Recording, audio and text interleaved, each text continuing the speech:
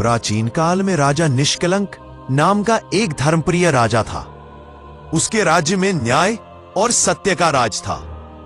जब वह बूढ़ा हुआ तो उसने अपने बेटे राजकुमार आर्य को सिंहासन सौंपने की घोषणा की।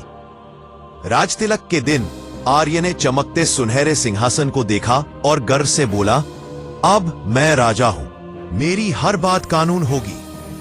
उसी क्षण सिंहासन के पास से एक धीमी गूंजती आवाज आई, हे राजकुमार, इस सिंहासन पर तुम्हारा अधिकार सिर्फ आज नहीं, पूरे जीवन के लिए तब तक रहेगा जब तक तुम्हारी मर्यादा रहेगी।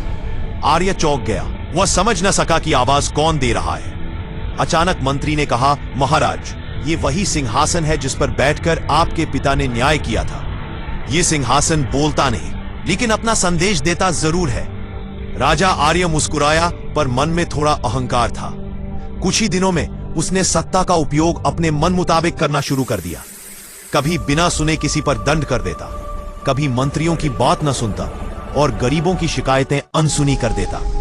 एक दिन वह अहंकार में सिंहासन पर बैठा ही था कि अचानक सिंहासन डगमगाने लगा। आर्य डर कर बोला, ये क्या हो रहा है? धीरे स्वर में वही आवाज गूंजी, राजा, मर्यादा टूटी तो सिंहासन तुम्हें स्वीकार नहीं करेगा। राजा कांप गया और सिंहासन से उतरकर खड़ा हो गया। वो सीधा अपने पिता के पास गया और बोला, पिताश्री, सिंहासन ने मुझे चेतावनी दी है। क्या सिंहासन सच में किसी योग्य अयोग्य को पहचानता है? राजा निष्कलंक ने उसे समझाया, बेटा, सिंहासन लकड़ी का हो सकता है, लेकिन राजा की गरिमा और जनता का विश्वास, यही उसे शक्ति देते हैं। जब तक तुम अपनी मर्यादा, न्याय और विनम्रता नहीं रखोगे, सिंहासन तुम्हारे नीचे नहीं टिकेगा। राजा कुमार आर्य की आंखों में आंसू आ गए। उस दिन से उसने अपने अहंकार को त्याग दिया और पिता की तरह न्यायप्रिय राजा बन गया। कहानी से सीख मिलती है कि सिंहासन शक्ति देता है, लेकिन मर्यादा उसे स्थायी बनाती है। राजा वही जो न्याय और विनम्रता से राज करे, अन्यथा सिंहासन भी उसका साथ छोड़ देता है।